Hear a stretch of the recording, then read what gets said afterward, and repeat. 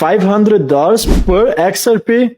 Let me show you some numbers. The IMF just said global debt is now 235% of world GDP. A massive liquidity crisis is on the rise, confirming a $27 trillion liquidity gap.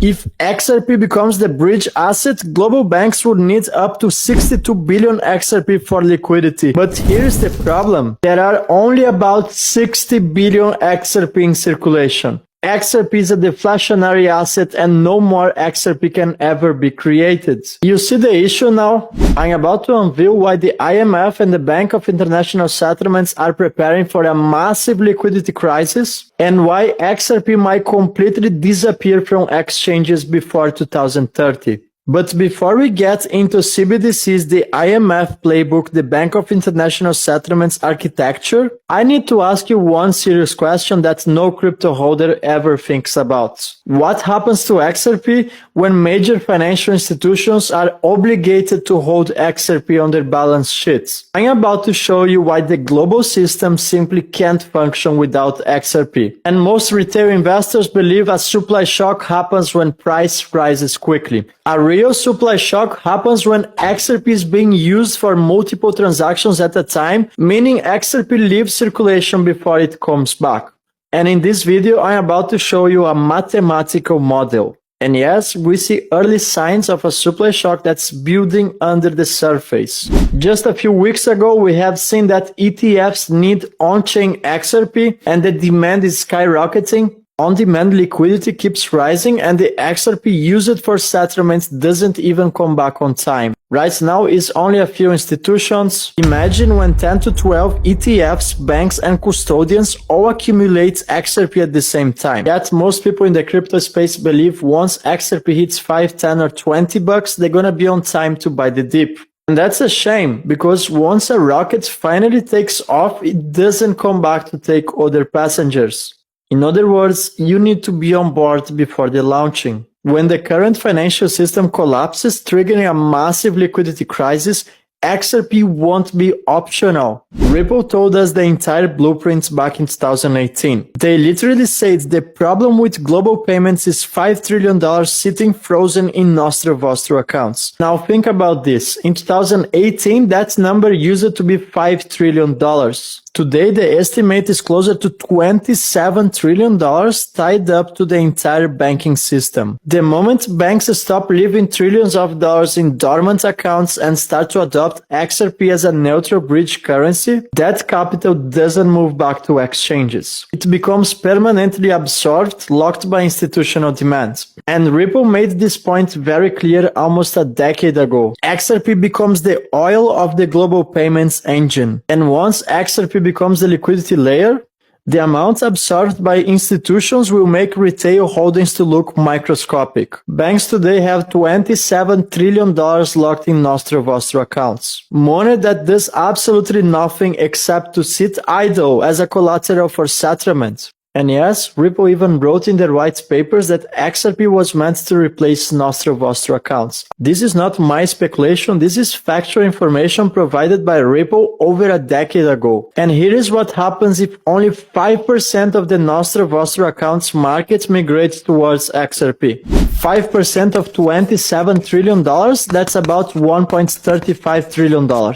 And if you divide $1.35 trillion for 54.4 billion XRP, with this mathematical model, XRP would be at $25. And that's without speculation. We're talking about a real-world use case. We're talking about a mathematical model.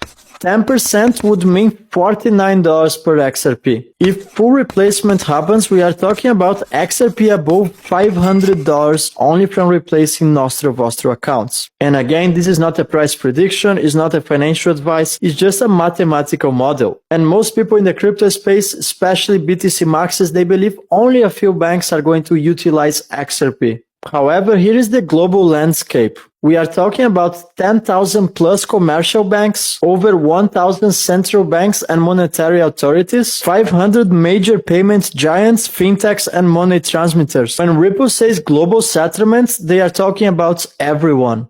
Literally everyone. Now watch the numbers. Here is where people will melt their faces. Brad Garlinghouse has literally told us XRP was designed to be a world reserve currency. Do you think that the existing issued 100 billion XRPs will be enough to cover once the XRapid service scales to a global full scale, or would there be a shortage?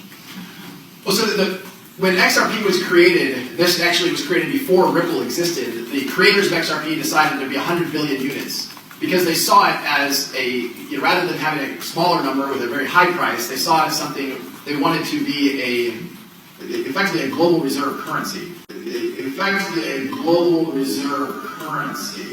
And no, this video is not made by artificial intelligence. And here is what they have been hiding from retail investors. Well, first let's look at the definition of a reserve currency. A reserve currency is held by governments, central banks, and monetary authorities as part of their international exchange reserves. It's used for international transactions, investments, and all aspects of the global economy. As of today in 2025, the main reserve currency still remains the US dollar. A reserve currency must be neutral, fast, scalable, and usable by every country without political friction. And if nations are utilizing gold as a settlement mechanism to bypass US sanctions, it means something has gone completely wrong with the US dollars. And that's why the IMF created the special drawing rights.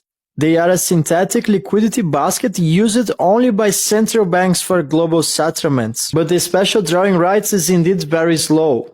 It still relies on old FX rails and nostro-vostro accounts. It cannot support real-time global settlements. XRP fixes exactly what SDRs can't fix. Instant settlements are neutral bridge assets not tied to any country's debts that competes with Visa level in terms of scalability and can replace nostro-vostro accounts entirely. So when Brad says XRP was designed to be a global reserve currency, he literally means XRP fits the technical definition of a neutral reserve asset, but faster and 100 times more efficient. And that's why the IMF, the Bank of International Settlements, financial institutions, global leaders just like Christine Lagarde, they all praise XRP's capabilities. And those who survive, but it will be between those who are cannibalized because they are not seeing it coming and they're not embracing it, and those who self-induce that cannibalization, and I'm using cannibalization on purpose because it's a bit of a striking, horrible word,